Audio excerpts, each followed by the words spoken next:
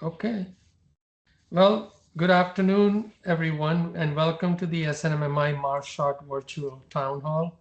It is a pleasure to join you today, and I'm deeply honored to welcome each one of you to this really unique event in gathering the pioneers and visionaries in nuclear medicine. My name is Munir Ghesani. I'm the co-chair of Marshot along with Dr. Richard Wall, and I'm excited to open today's event with a reflection of the Marshot Initiative, a bold venture pushing the boundaries of what's possible in precision medicine. The Marshot is much more than a research fund. It is actually a commitment to transform patient care. When we speak of a Marshot, we speak of our collective drive to accomplish something that once seemed beyond reach. The Marshot aims to revolutionize how we diagnose and treat complex diseases, including cancer, cardiovascular disease, neurodegenerative disease, and other rare diseases that are even yet to see the outcome of our efforts in getting the effective treatments delivered. The initiative began with a shared vision amongst leaders in the field brought to life by our team of visionary scientists and physicians in Society of Nuclear Medicine. It started with Dr. Richard Wall and other co-authors who wrote this initial introductory article roughly about 3 years ago. And we envisioned at that time a path to nuclear medicine to advance in parallel with other precision therapies, creating a future in which cancer care and disease management are not only targeted, but they're also curative eventually. This ambitious journey, however, is not possible without the groundbreaking research and importantly, the funding to drive it, which is what brings us back to Marshall. As of today's update, I'm thrilled to share that thanks to the generosity of donors, like several of you who are in fact in the audience today, the Marshall Research Fund has raised over $4.3 million since its inception. This extraordinary support has allowed us to award a total of 9 Marshall grants so far, enabling groundbreaking research projects at leading institutions across the country. So let me single out a few of them. Dr. Amir Iravani in University of Washington on researching novel radio tracers for more precise cancer imaging. Dr. Paul Ellison from Wisconsin Medicine focusing on radiopharmaceutical development to treat hard to reach tumors. Dr. Craig Levin from Stanford developing high sensitivity PET MRI imaging for breast cancer. Dr. Julie Sutcliffe, who is in the panel today, from UC Davis advancing diagnosis of lobular breast cancer. Dr. Randy Ye, who's also in the audience, talking about targeting HER2-neu low breast cancer with Theranostics. Dr. Marina Sharifi, Lobular Breast Cancer Alliance, coming from University of Wisconsin, on invasive lobular carcinoma imaging research grant. In addition, this year in 2024, Marshot expands its reach with 3 new $100,000 grants focused on core research areas, including diagnostic pathways in prostate cancer awarded to Dr. Jason Lewis at MSKCC, community-based theranostics awarded to Dr. Nicole McMogan in Intermountain Health, an innovators grant awarded to Dr. Labros Mimitis at University of Wisconsin. These awards have funded pioneering research in prostate cancer, breast cancer, neuroendocrine tumors, community theranostics, and more, empowering our scientists to develop next generation therapies and imaging tools that are reshaping the cancer care. To our valued donors in audience, we extend our deepest gratitude. Your contributions are the lifeblood of Marshot's mission, allowing us to pursue innovative research that might not otherwise have received any funding. During our panel, we are proud to showcase how Marshot research grants have already catalyzed meaningful advances. Thanks to the support from donors and our collaborative community, we are enabling pioneering projects that demonstrate transformative potential of nuclear medicine. For example, Dr. Sutcliffe's research bridges the lab bench and clinical care, a rare feat where scientists not only develop groundbreaking imaging agents, but also lead clinical trials. She has successfully leveraged this work for a $3.5 million NIH R01 grant. Congratulations, Dr. Sutcliffe. Dr. Randy Ye's work is another testament to the power of Marshot. Faced with the roadblocks, including the pandemic, he expanded his research to include bladder and GI HER2 cancers, demonstrating the resilience and adaptability in pushing his crucial work forward and securing $3.5 million NIH R01 in the process. Congratulations, Dr. Ye. In addition, Dr. Amir Ravani has received additional $500,000 from industry to advance his study. Congratulations, Dr. Ravani. Each one of these projects underscores the Marshot's dedication to taking promising research from concept to clinic, a commitment that's only possible through the unique support that Marshot provides.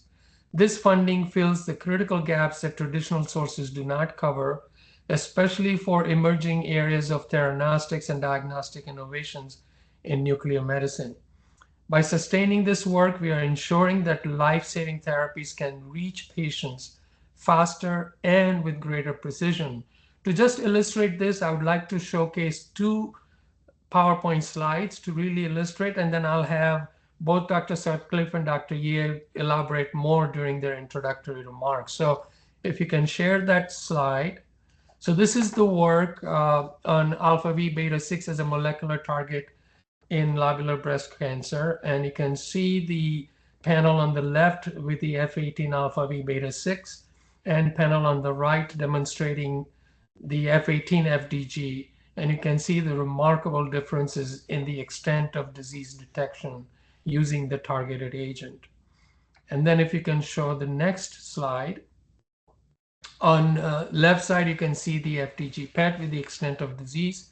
Then HER2 PET with the zirconium-89 SS pertuzumab.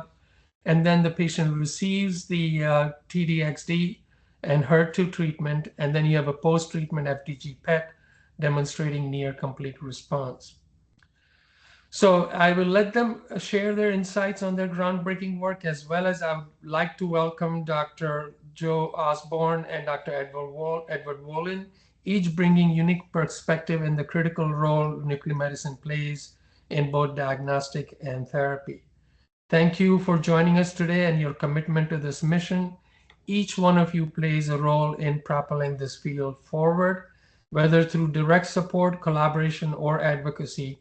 Together, we are pushing the boundaries of what's possible in nuclear medicine and reimagining the future of cancer care and precision therapies. So I would like to open up the session now, and I'll have each one of you present your opening statements. I'll start first with Dr. Joseph Osborne. Thank you very much, Munir. So my first interaction with the Marshot was really important in my development. I try and stop every 5 years or so and really think about what it is that I'm doing and how it is that I can actually help people either in the past like me, but certainly people who are the future of the field really progress. I've been fascinated with it for a long time. I'm right now the division chief, the chief of molecular imaging at Cornell.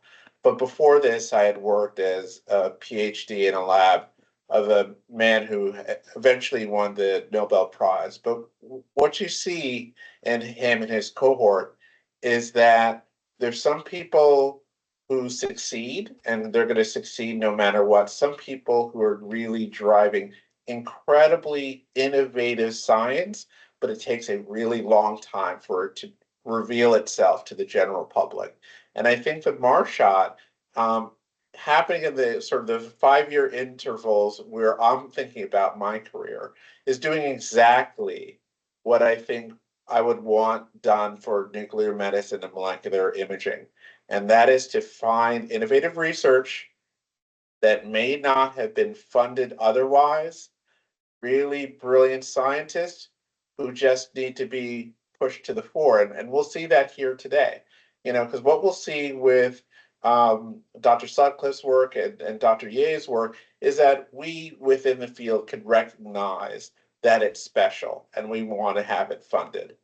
And once it gets that and push from the Marshot initiative, then of course everybody is like, oh my God, this is great, and they sort of jump on the bandwagon. But the innovation was brilliant from the beginning, right? And so for the Marshot, I think what we want to do, and I'm going to leave it to my panelists because we're actually going to talk about the research, is to find that and amplify it in our small field so everybody can see it and it can receive the funding and the further push that it deserves. So with that, that's why I'm a part of Marshot. That's why I think it's special. That's why I think it'd be great if everybody sort of joins along and takes it to the next step. Thank you. Thank you, Dr. Osborne. That was very enlightening and personalized journey of yours that has been, the direct witness of the revolution that the field has experienced over time. And thank you for your all valuable contribution as well.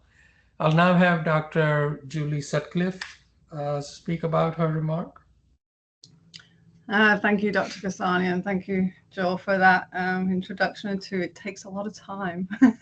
So I'm Julie Sutcliffe, Professor of Internal Medicine and Biomedical Engineering at the University of California, Davis. But I'm actually a chemist by training, so I'm bringing a chemist perspective to the Marshot and to the field of nuclear medicine. I've been involved in nuclear medicine for 30 plus years now, so I'm going to age myself. I spent the first 10 years of my life in England doing clinical PET, and then I moved to UC Davis in 2002 to take up a faculty appointment and help build a preclinical imaging center there. So I do lead a translational research program. My team are chemists, biologists, physicists, nuclear medicine physicians, radiation oncologists, medical oncologists. Our world it's a diverse team to make this happen. Summarizing 20 years of my life at UC Davis has now resulted in 6 INDs coming out of my lab. I currently have 4 active clinical trials. I've been a member of the Society of Nuclear Medicine for 20 plus years now, and a fellow since 2018. And why we're here today is the Marshot funding. I was fortunate to receive funding last year to take one of our imaging agents. You saw the images presented by Dr. Ghesani, to take one of our imaging agents that targets the cell surface receptor alpha beta 6. And that image you saw was a patient with our first generation compound who had lobular breast cancer. A patient whose insurance denied her FDG PET. So she enrolled onto one of our clinical trials with our first F18 agent. And you saw from those images that our agent was able to detect what they thought was suspect recurrence in lobular breast cancer. When you saw in that image, that patient had extensive disease that would have been missed with the standard of care FDG PET. So I'm very, very grateful for the Marshot funding that's going to enable us now to go and test our new generation, a gallium imaging agent for earlier detection in lobular breast cancer. And as Dr. Ghesani pointed out, we've already leveraged this for NIH funding in the therapeutic aspect. So now using Theranostics, any of these patients that are eligible, that we can see with our imaging agent, will now be eligible for a treatment. So I'm super excited to be here today. And thank you again for the Marshot donors for this amazing opportunity. So thank you. Thank you, Dr. Sutcliffe. I appreciate all the efforts that you are making to move the field forward, and the best is yet to come as you go more into the theranostics. And once again, congratulations on receiving the additional NIH R01 grant. I'll now have Dr. Randy Ye speak about his experience in the Marshot benefits and his own work in advancing the field forward. Thank you, Dr. Ghesani, and thanks everyone for joining. I'm Randy Ye. I'm an associate attending radiologist at Memorial Sloan-Kettering Cancer Center, and I'll be transitioning to follow in the footsteps of Dr. Ghesani as Chief of Nuclear Medicine at Mount Sinai next year. the Society of Nuclear Medicine has really played a pivotal role for me, even as a young junior faculty member.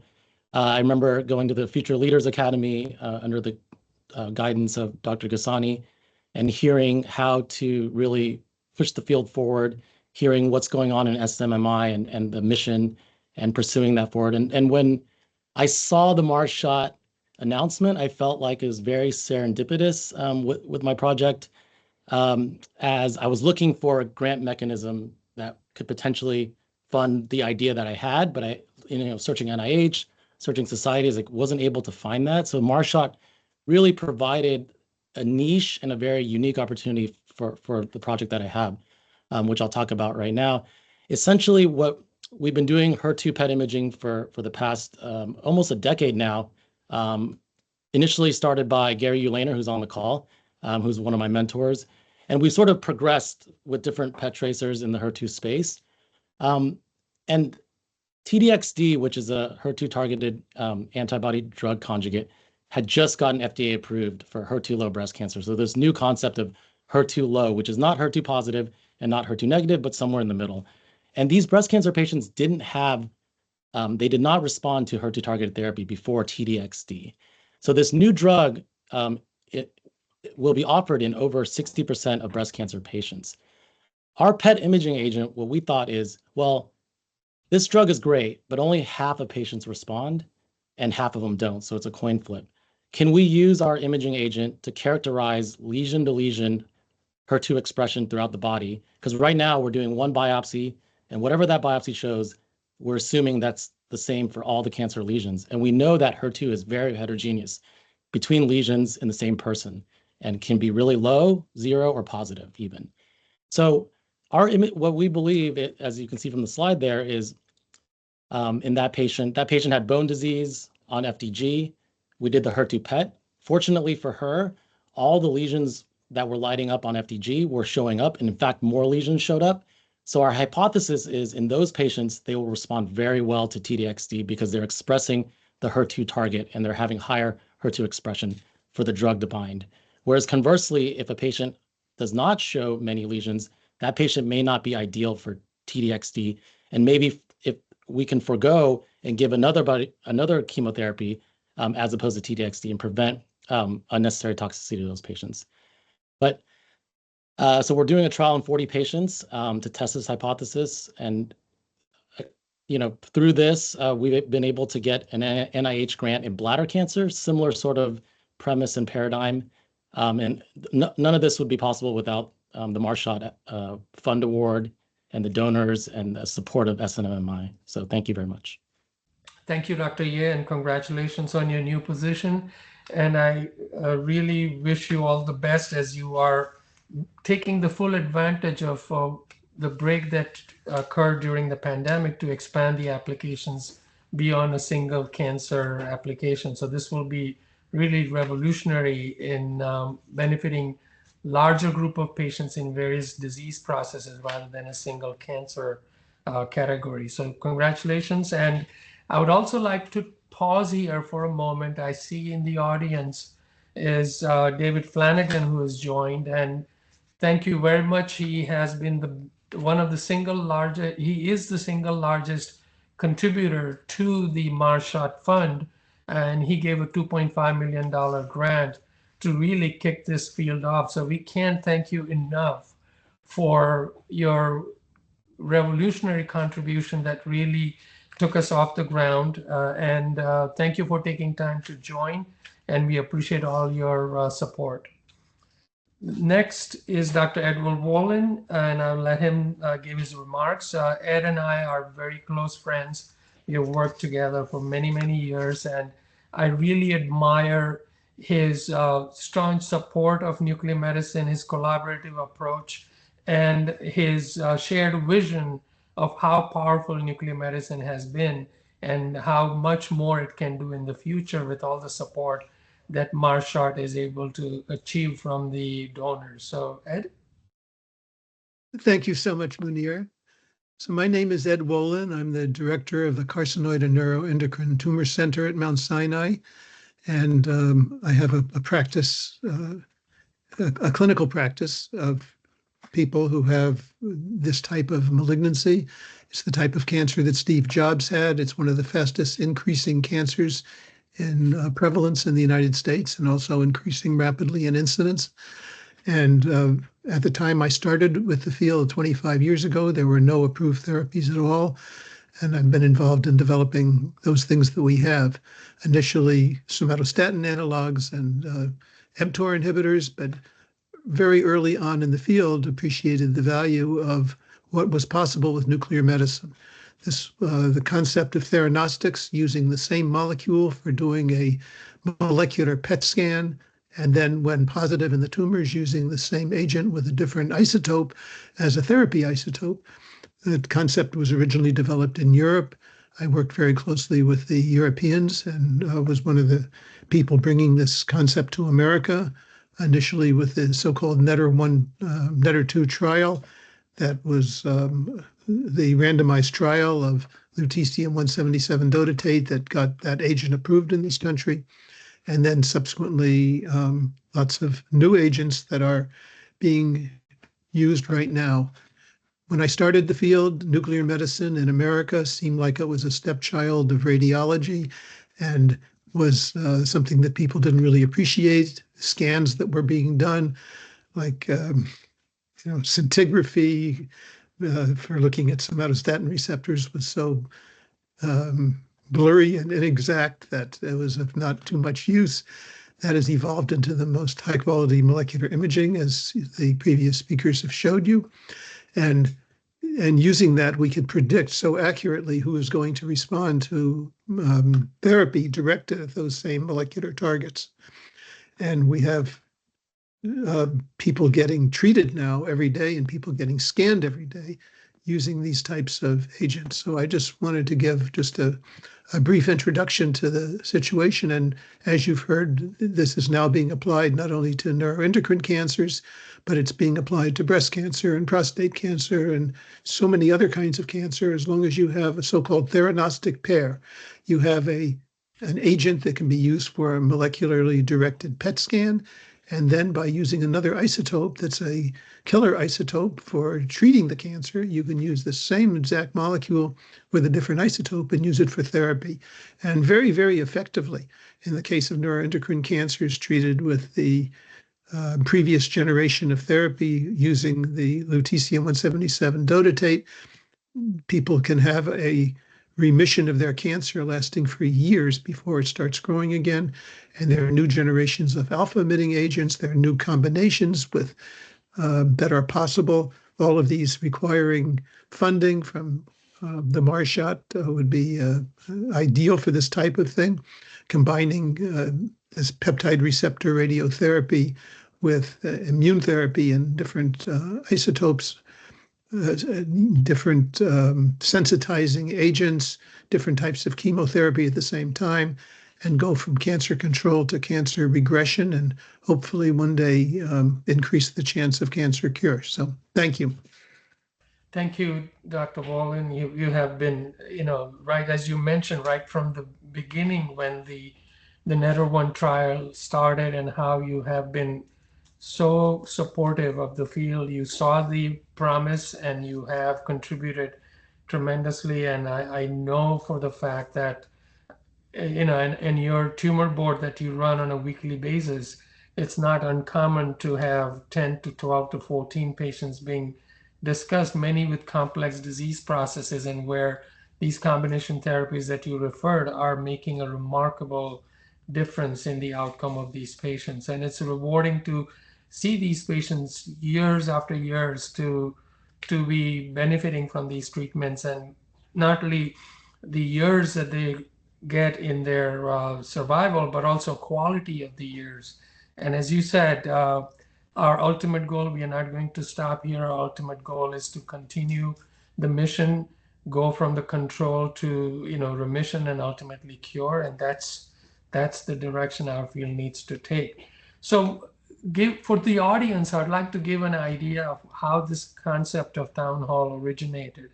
We'd done a smaller scale meeting at a similar format in New York back in May of this year. And many of the panel participants were in fact there at that time too. And after their introductory remarks, we opened it up for very enlightening discussion on, what the field needs to work on, where do you see our field going, and what are the promises that we need to capitalize on. So we will follow that same concept because it was very well received. We had really remarkable feedback about the way it was conducted. So I would like to now open it up and do the exact same kind of a workflow that we did that time. And I would ask a question to the panel about the future of nuclear medicine, and if you can just share some insights on upcoming trends and technologies.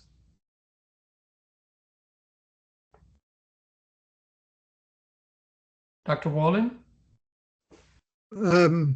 Okay, I'd be happy to talk about that. I think that as I touched upon, the new developments in nuclear medicine are just radically changing therapy, initially in neuroendocrine cancer, and next big one to be radically changed was prostate cancer.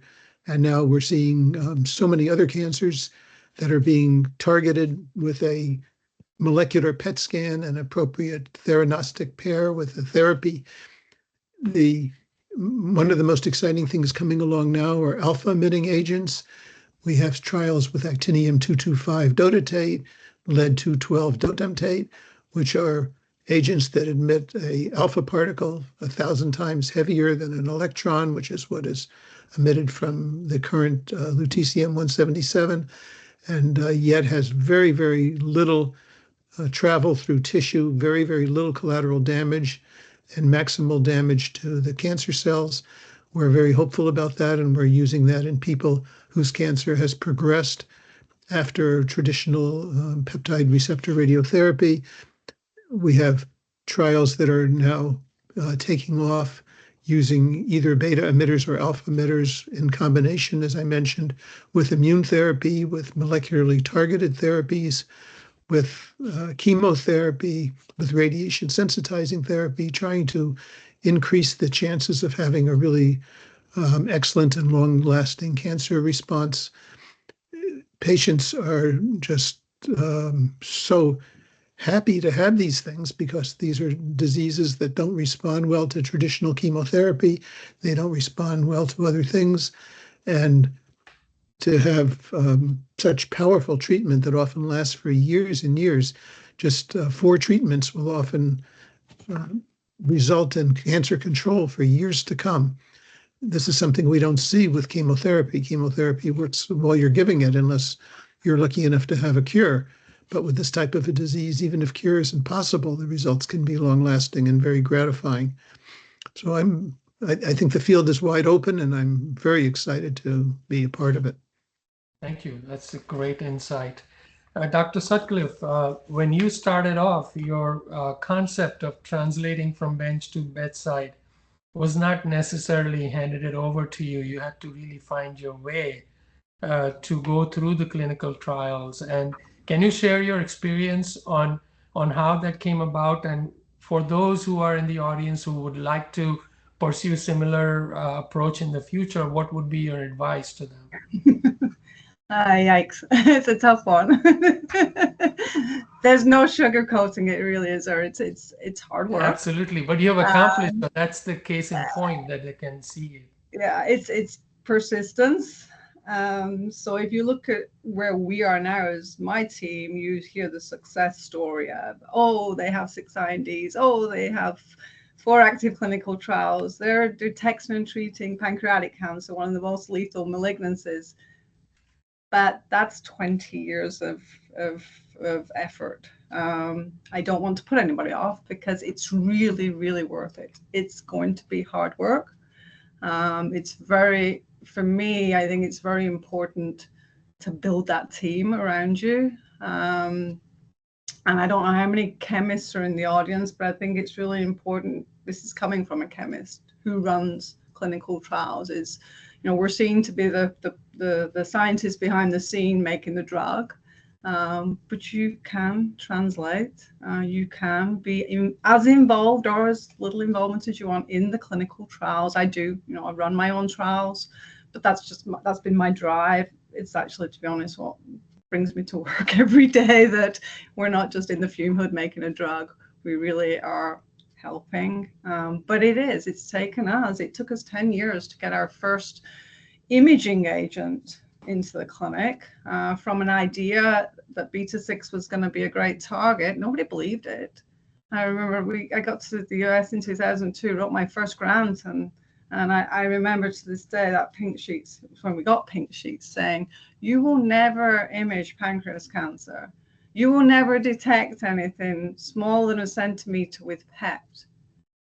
To which anybody in the audience who knows me, well, that was game on. That was my challenge, that we will. And you've seen, I mean, as you know, we were the recipients of the Image of the Year Award in 2023 with our theranostic pair in advanced pancreatic cancer. And we do detect the disease. And now, we can treat it. So it's a lot of hard work.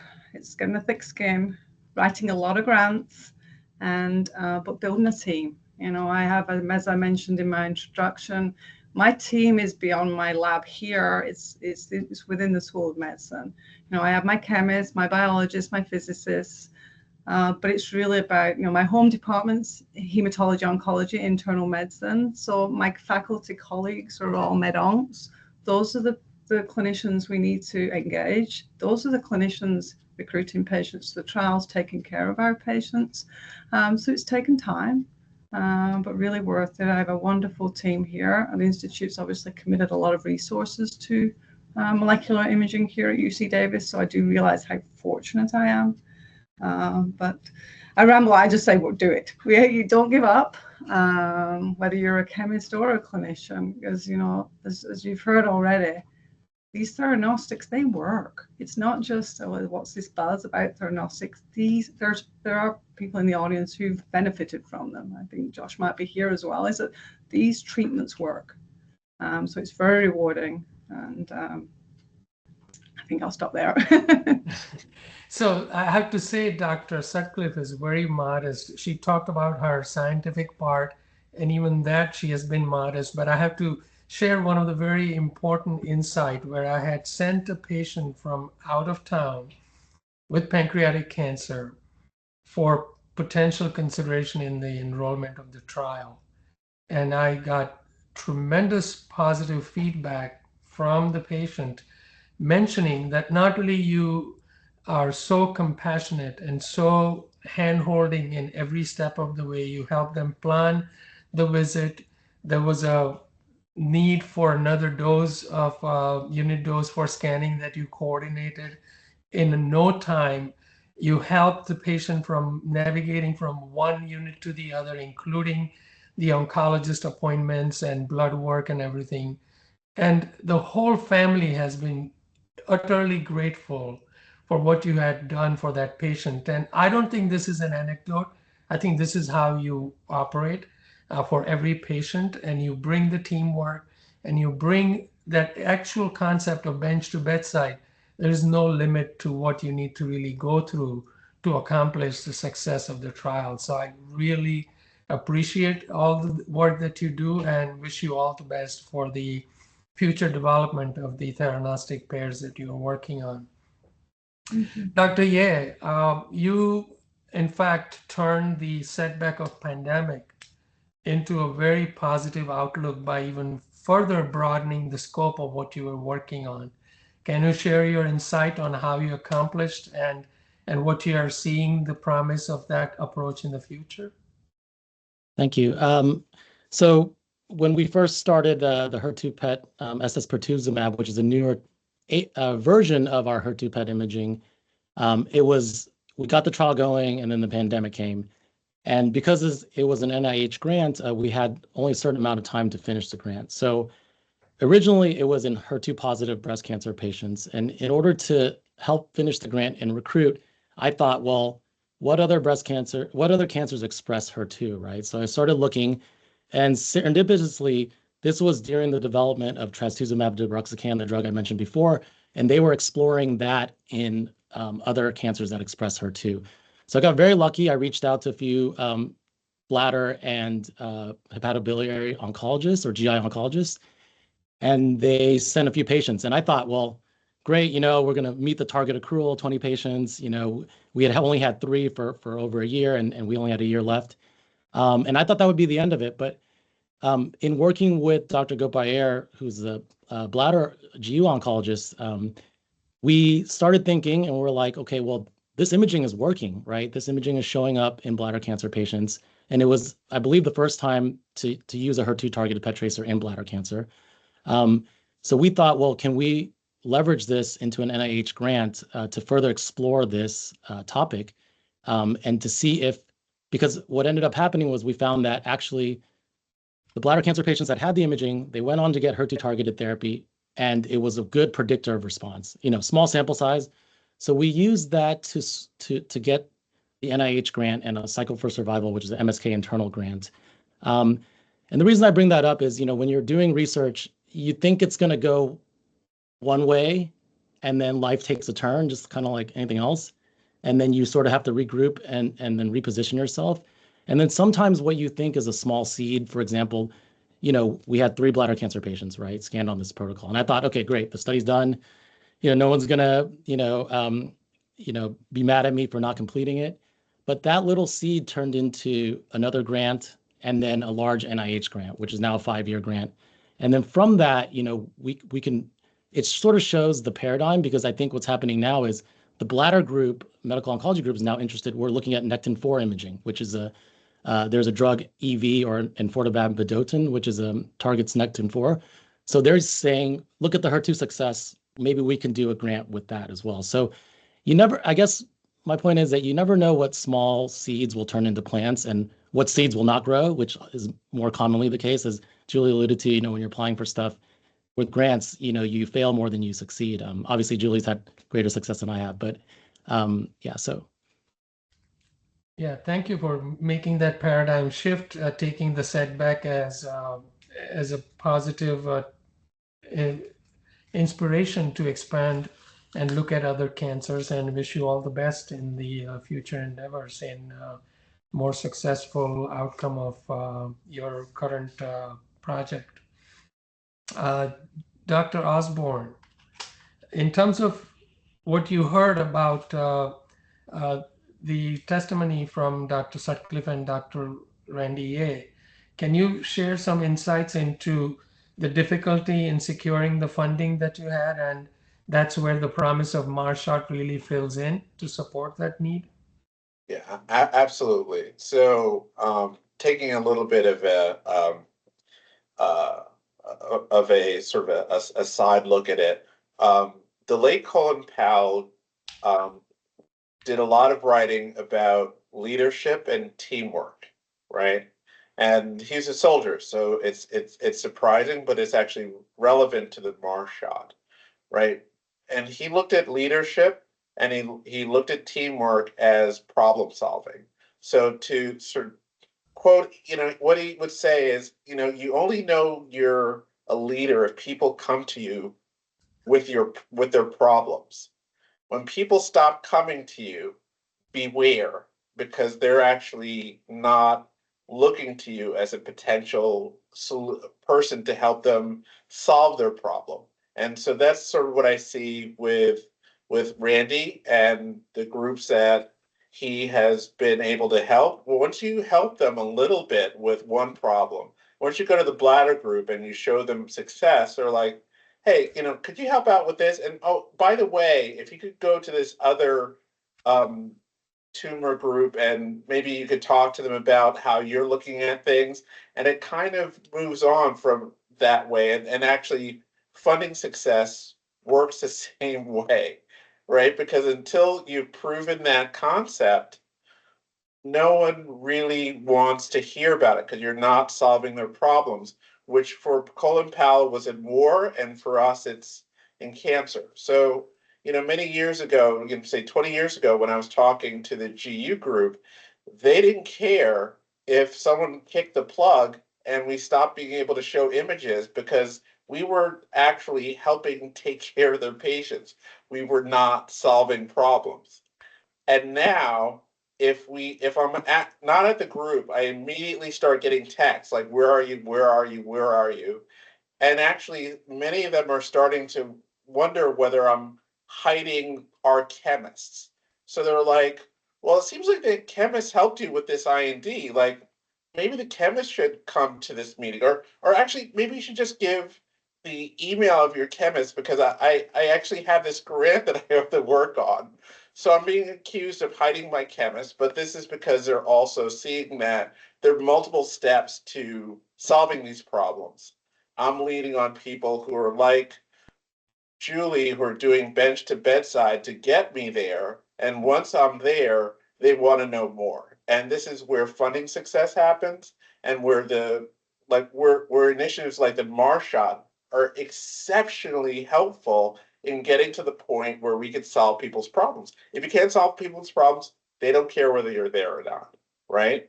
And so I would say one of the things that's happened even in the last 3 years, it is the way this approach has broadened our relevance past just the GU group.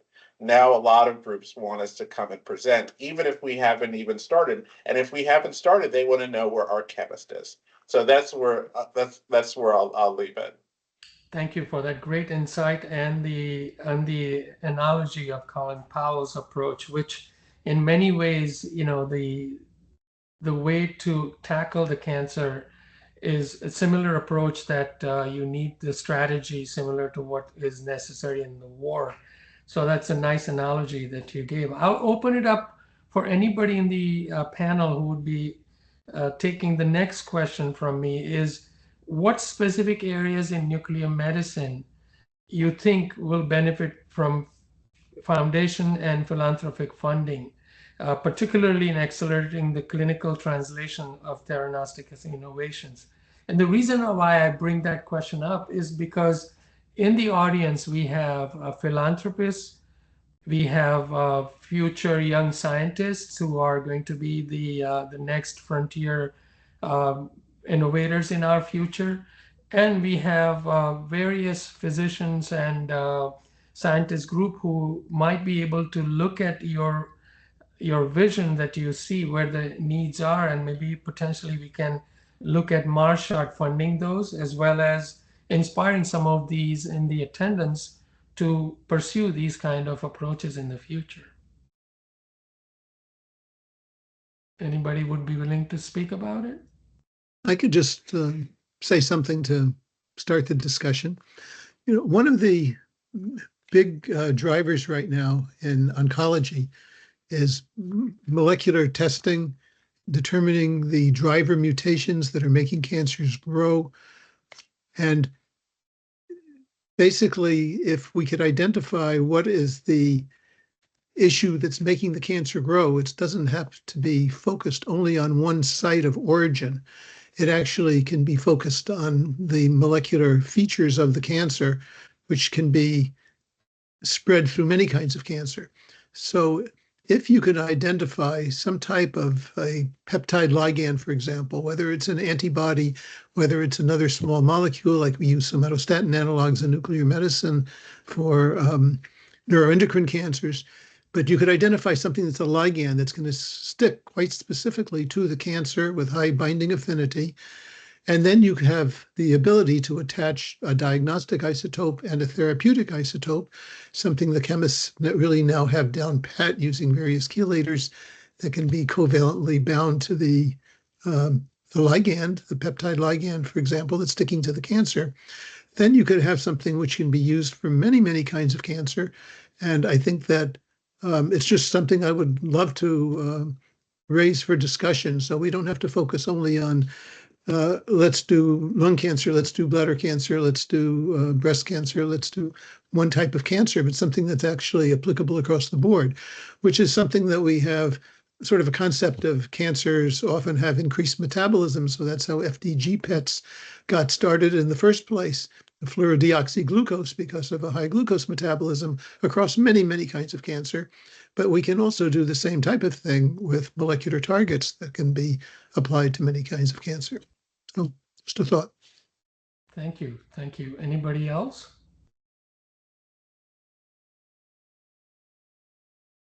Yeah, I would have to agree with that entirely.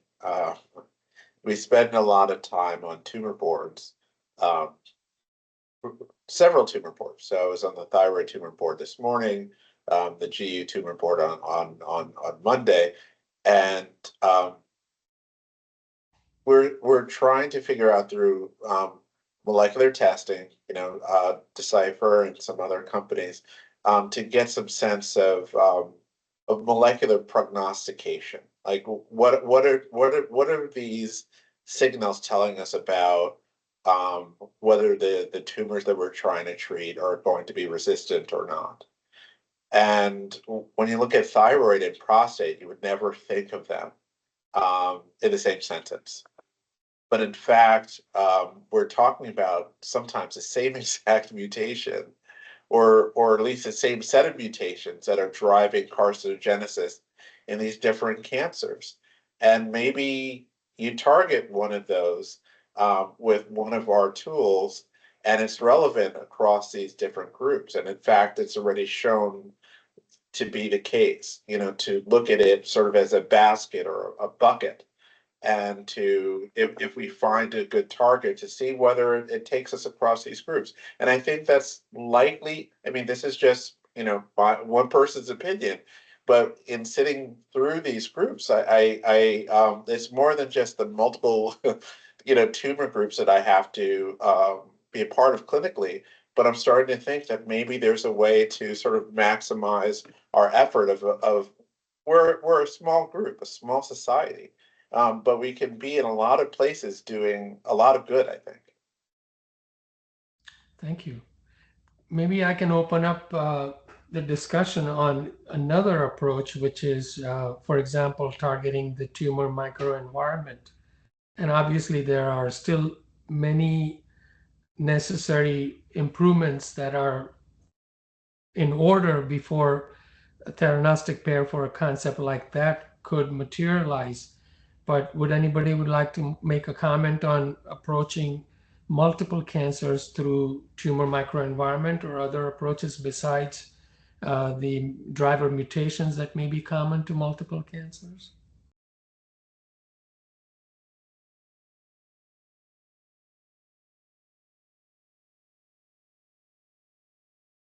Well, yes. So, looking at the tumor microenvironment, some of these techniques, and really these are the kinds of techniques that, when dealing with the tumor microenvironment, that don't evolve after 3 years or 5 years, maybe 10 years.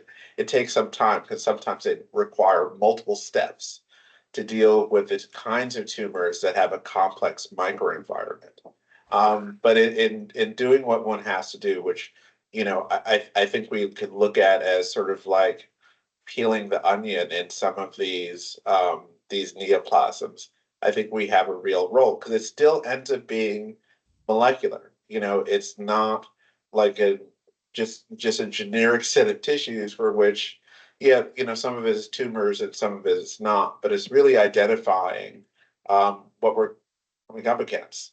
And once again, talking about the success of where we've been over the last 20 years and why people ask our opinion is when you're looking at the tumor microenvironment, it's not just size, it's not just anatomy, it's not how big it is, but there's certain functional aspects that within radiology, we're the only ones who could really, truly weigh in. That's going to take time. And I think for those, you have to go almost tumor type by tumor type, but who knows? I think that we have a big role in there eventually. Okay, thank you. The next one is, currently we are in an arena where we are, no matter what the patient's background, what the patient's body habitus, we are just giving the same fixed dose. And I know that some of the Marshot beneficiaries are working on changing some of those paradigms and going into more personalized treatment planning, what do you see the roadblocks in accomplishing that, and how can potentially Marshot can help in getting to overcome those roadblocks? I think the major roadblock, at least for the therapies that are approved, is, you get FDA approved for a certain regimen, right? And we all want personalized medicine, but at the same time, we all want rigidity and algorithms so we know what to do. So I think it's sort of like a chicken and egg problem. I think if you can show that it improves outcome by personalizing dose or decrease side effects, which we all suspect, you're able to do it. But I think part of it is, it takes so much work, and I think this alludes to changing shifts in nuclear medicine. Prior to about 10 years ago, we had FDG, we had, iodine, we have a few things, but there was nothing, right? Now we're seeing this huge boom of dotatate, FES, PSMA. All these PET tracers are getting approved, and we're getting pharmaceutical attention. We're getting the public's attention. We're getting, politicians' attention even. So I think with that momentum, you have the potential to potentially do more innovative stuff. But I think before, when the resources are limited, you sort of stick to one dose, one regimen, right? But I think as you have more, honestly, funding and backing, you can sort of do more precision medicine approaches, and I think that will require, prospective trials to change the current paradigm. Because unfortunately, it takes so much work to get FDA approval for one of these drugs or one of these theranostic pairs that it's hard to change the label once you do it, right? So it's a chicken and egg problem, sort of, in my view. And those prospective trials are precisely what will need support from our donors through Marshot to propel them into a real life proof of benefit, proof of concept in showing to the regulators that these approaches really make a difference in the outcome of the patient. So I totally agree with you. I'll take a pause here and acknowledge Dr. Gary Ulaner, who is our campaign committee chair, who has also joined in. So thank you, Dr. Ulaner, for your valuable contributions to Marshot and for taking time to join in. I think we can now open it up for the questions that might be there from the audience. Laura or Lily, if you can just read them out. If there are any questions, I would also encourage the audience, if you have not done so, to put in any unique questions that you may have that you would like to ask our expert panels, and whether it's guiding you in some of your future projects or some of your current challenges that you are going through. Yeah, I don't see any yet. Hopefully people will ask some now. Okay. Since we have time while we're waiting for the questions to come up, any comments that you would like to add from any one of our four panelists? I just want to say that clinically, these theranostic approaches are making drastic differences in people's lives. And some of them are so dramatic that it was amazing. There was a patient that we discussed at the last annual meeting of SNMMI, where I spoke and one of my patients spoke, who had been in the hospital 5 months, most of it in the ICU, from a VIP-producing tumor of the pancreas, with watery diarrhea nonstop, morning till night, resistant to every kind of chemotherapy and liver-directed therapy imaginable. And finally, in desperation, was treated with inpatient PRRT using peptide receptor radiotherapy after a diagnostic test proved the extent of the somatostatin receptors, and the therapy was able to be given on an emergency inpatient basis, which is something unusual in America. And Munir Ghesani actually played a major role in pulling this off. 2 weeks later, the patient went home with no diarrhea, eating normally, and just having a normal life subsequently, and had the remaining 3 therapies as an outpatient. So these are very, very powerful therapies that can have huge impacts on people's lives. and the abilities that we have to extend this type of treatment to other diseases and to perfect what we have now really is going to make all the difference in the world. So I just wanted to throw that out. Thank you and I know for the fact that you played a major role in envisioning the potential benefit to the patient and also partnering with nuclear medicine to make sure that the administration really buys into the concept of this, very unusual approach of treating as an inpatient. But not only that occurred with all your support and assistance, but in fact, we had another patient who similarly benefited from the same approach, same disease process, and happy to report that just a couple of weeks ago, we heard that that particular publication has been accepted for publication in the Frontiers in Oncology. So I think this is an appropriate message to send out to the community in general, that while we are working on more traditional treatment approaches, which are more planned and more in an outpatient basis, that there are exceptional circumstances where the patient's course of disease can be radically improved by thinking outside the box. And the one example of how that occurred was that institution, Mount Sinai, in fact, recognized the fact that these patients are in the hospital for extended period of time, while the inpatient therapies are not covered because of DRG. The overall expense and costs are so much higher by patients staying in the hospital for weeks and weeks, not really to mention that with suffering the morbidity and potential mortality, that it makes sense to intervene, think outside the box, and treat that particular time point and change the course of the patient. So I think this in the future will be something that we'll have to think about as theranostics expand and how we can accomplish it. For example, one potential approach in which we can work on publicizing this is called single patient contracting. So going out to the insurance company and saying, well, look, your traditional payment models cover the outpatient treatments, but here's an example where these treatments have, and who knows, there might be so many other areas where these treatments may be so promising, but have not been explored. And appropriately recognizing the value of these treatments would be also an important part that we collectively need to play to show to the regulators, to the payers, that these treatments are showing the promise, but this is just the beginning. There are so many other areas where this can potentially go.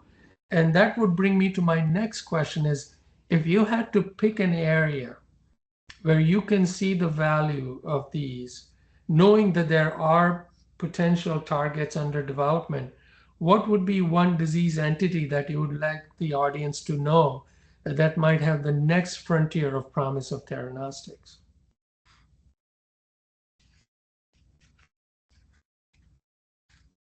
There's also a question in the chat that says ADC versus RLT comparisons.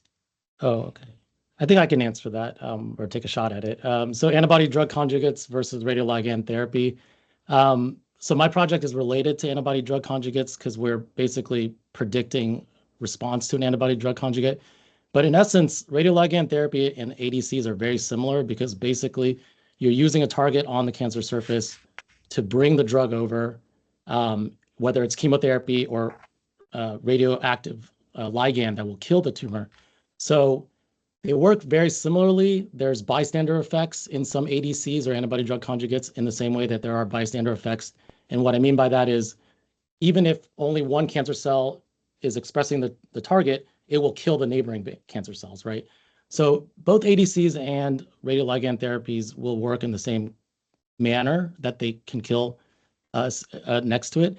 I think the main difference is, and both are valuable and both can be used. One thing I'd like to test is having, for example, someone who's failed an ADC go on radioligand therapy, right? But the main difference is really that ADCs get approved without biomarker testing, meaning that, for example, or in some cases without biomarker testing, like Nectin-4 is an ADC in bladder cancer, we don't check if the patient's Nectin-4 status before we give. So radioligand therapy is more precise, I believe, because you scan, you look for the target, you see which lesions have the target, then you give the therapy. And then the scan also dictates whether the patient gets a therapy or not. And then the other advantage is after you do the scan or do the therapy, you can do a post-therapy scan to see if you've reached that target. Whereas ADCs, you don't know, you give cycles and then you restage later on.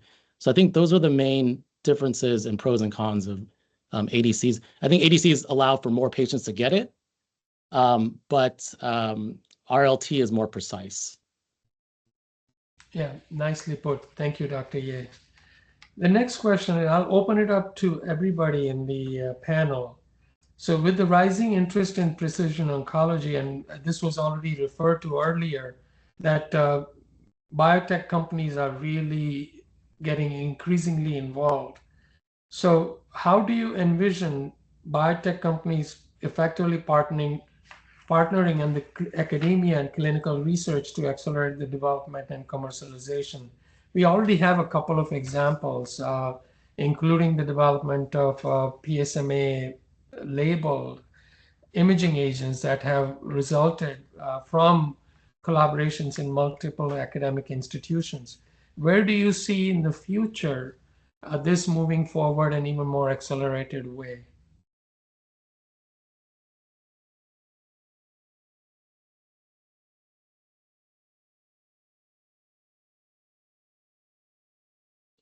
So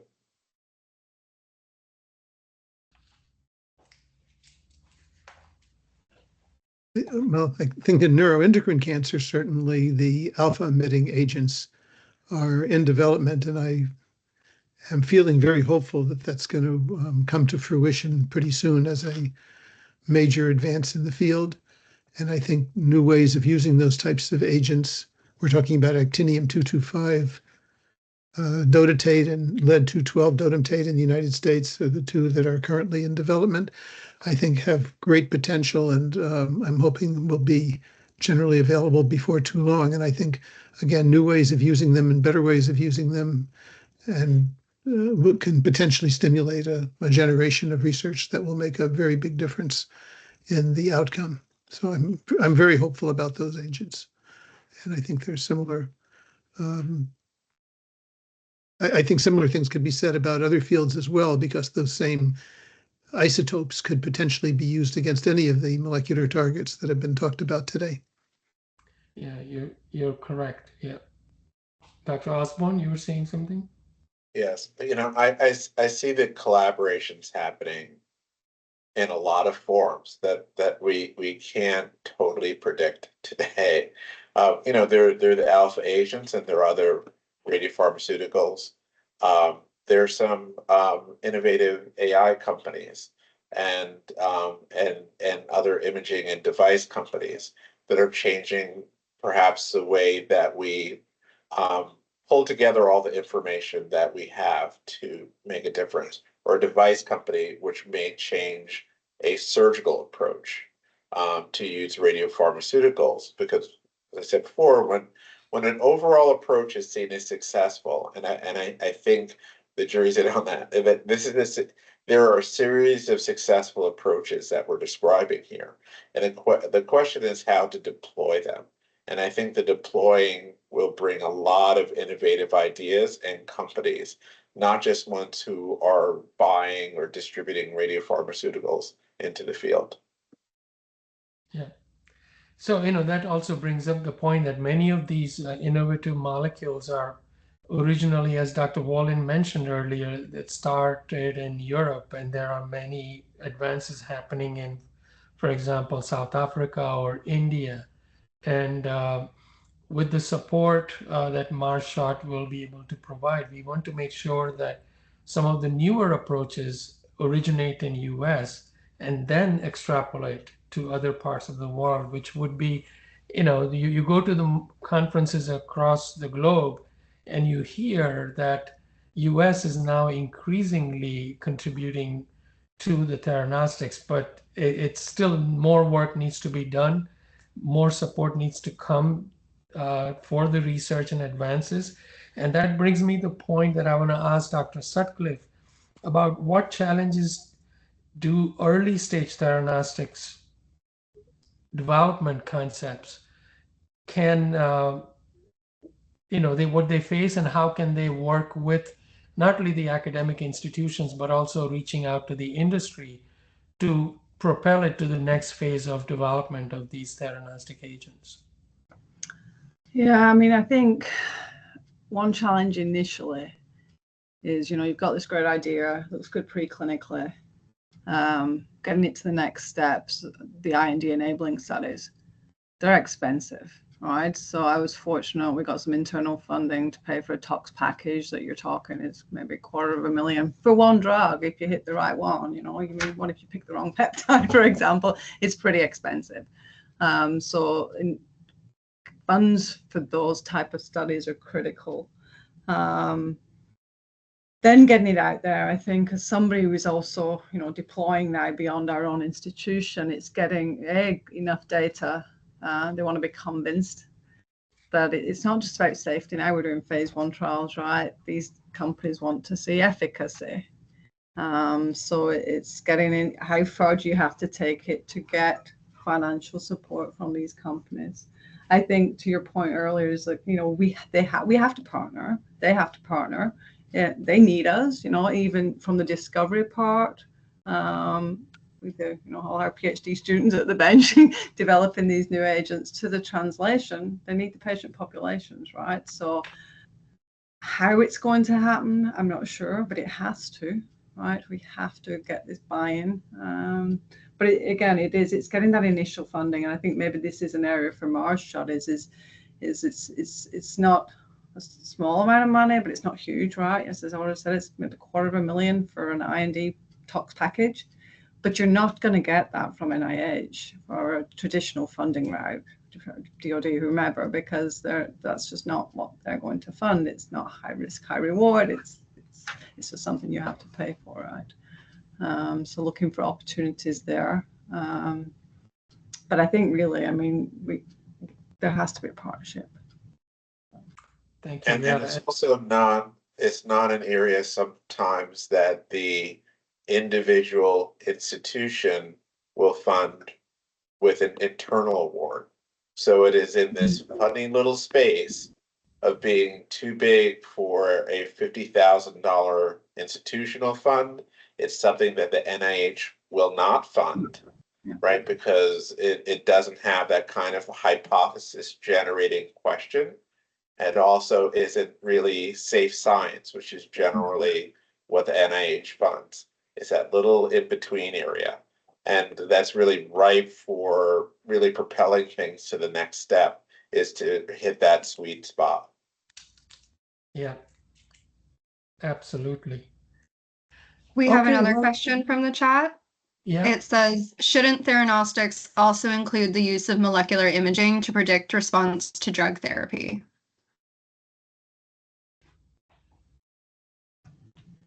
Who would like to take that?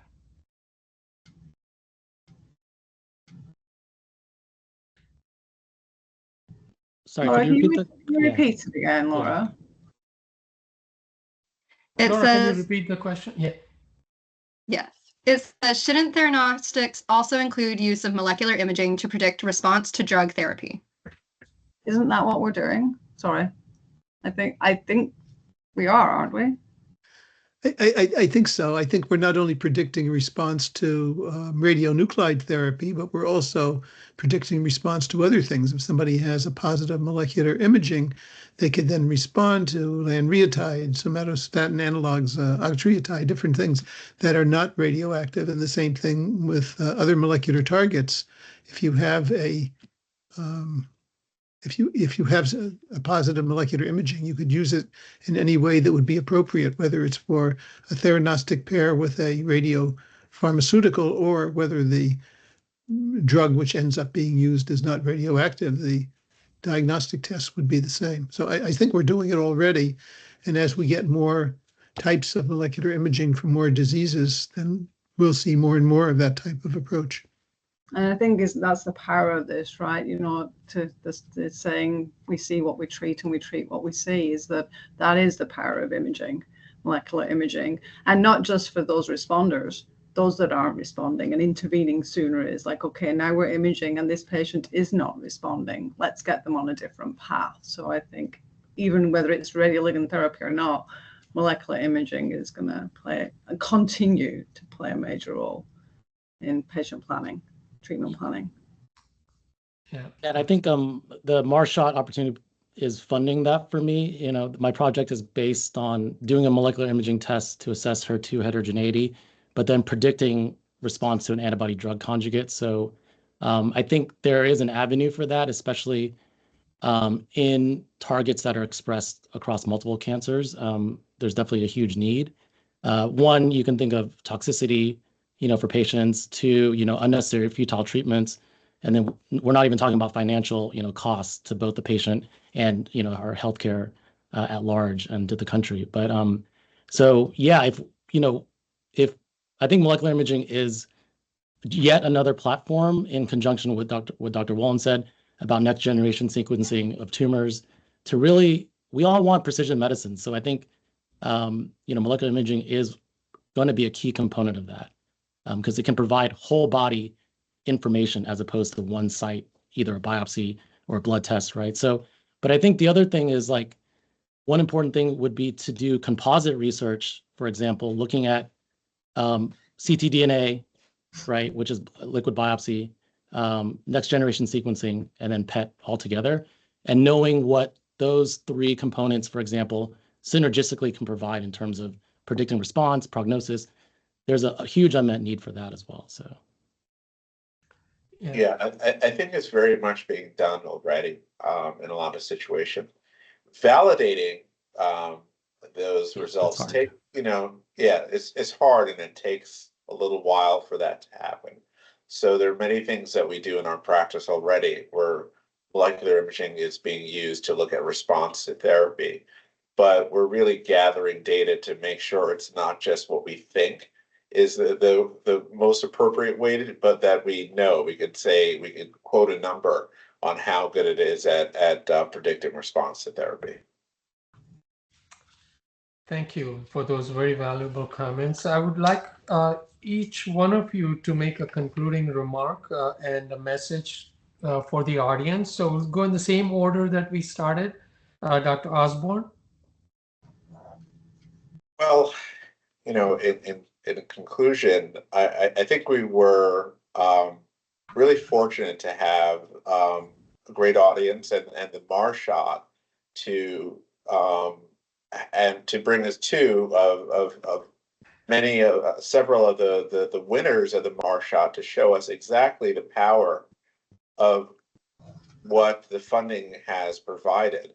The fact that so much has been sort of discovered early and has resulted in additional funding really is powerful early validation that this is the way to go about it. So as a reviewer and someone who's sort of looking as an interested partner in the SNMMI and the field, I'm really excited that we are going here, and I'm excited for the questions and what the future lies, which I think is really good for the field. If you're in nuclear medicine, molecular imaging, and this particular time isn't like almost like Christmas for nuclear medicine, it's hard for me to understand what your perspective is on the field, because this is really some of the best times for innovation in the field that I think I'm going to see in my career. Thank you. Dr. Sutcliffe? Yeah, I just echo everything Joe just said. It's a really exciting time, and I think I mentioned early on is that I started 30 plus years ago. Now I'm kind of jealous. I want to start now.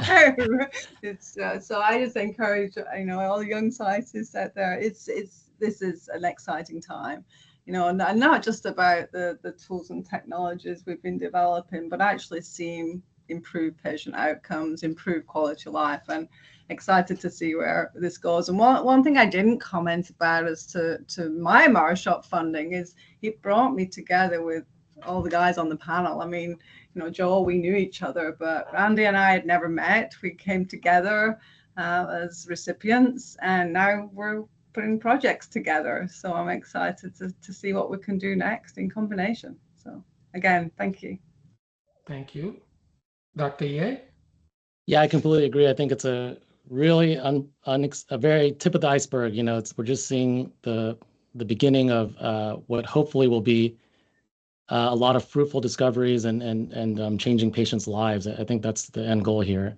You know, I think from my perspective in regards to the Mars shot, it's really given me an opportunity to make that jump from, you know, like a early career junior investigator to the next step.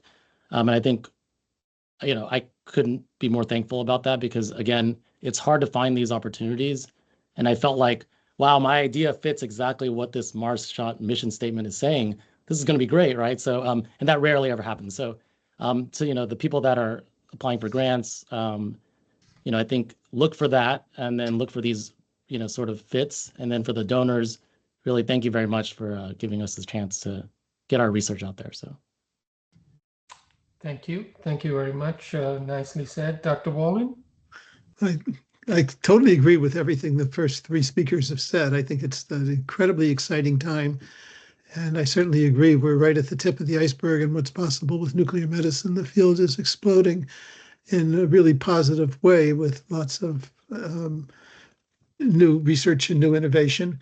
I think one of the challenges in the whole field of theranostics is catching up and trying to surpass in America what's already possible and happening in Europe. It's much easier to do early research and to get clinical trials started in Europe because of a different regulatory environment. And I think that the more we do and stimulate new development in all of these areas, the better. So I completely agree with what's just been said. Okay, thank you. Thank you. So, you know, in conclusion, first of all, thank you everybody in the panel, Dr. Osborne, Dr. Sutcliffe, Dr. Ye, and Dr. Wolin for very enlightening discussions in the panel. You've really shown that what we are experiencing is just the tip of the iceberg, and there's a lot more to come. And it is the donors who are in the audience and those who are not. We'd like to thank them for their remarkable support in making these grants a reality. You know, when the Mars shot idea was conceived, thanks to the Value Initiative support, the SNMMI support, many authors led by Dr. Weill, who started this off in October of 2021. It was clearly meant to what Dr. Osborne mentioned about finding that exact sweet spot that needs to be funded. And that sweet spot was called high risk and high reward, something that the traditional grant supports are not paying enough attention to because it is of a high risk as well. But your work has shown that while this was supported as a high risk project, that you've really shown the results of it, and the early trial results are showing that it is also a very high reward. And this is just the beginning. What is materializing from the support is that it is catching the attention of others after seeing the initial results of supporting these kind of projects. And it's very evident in the NIH recognizing in a very big way both Dr. Sutcliffe and Dr. Ye's work and providing additional support. Also, industry is recognizing. So for Dr. Iravani's project, that really shown the value and the promise of this approach has received additional industry support as well. So I think this is a catalyst that is going to have exponential benefits, not only increasing the secondary support that other entities will give, but over the years, these will result in increasing credibility of the projects that are being recognized and supported.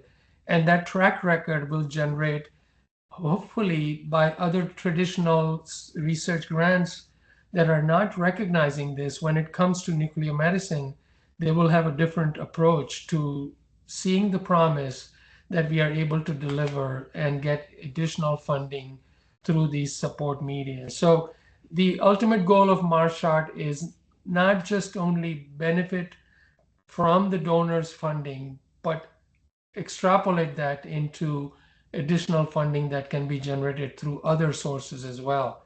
And the early results are showing that that concept is already paying off, but obviously we have a lot more work to do. Our ultimate goal is to reach the level of $100 million in accomplishing these, which will multiply into multifactorial additional grants that will come from other sources. So thank you all in the audience for staying through the session. Appreciate your time and attention. Thank you again, the panelists. Thank you, SNMMI, and the staff, as well as the 360 Philanthropy that have been working tirelessly to support these town hall that materialized after years, months and months of planning after our first one that occurred in May of this year. So thank you all. Have a wonderful rest of the afternoon. Thank you. Thank you. Thank you.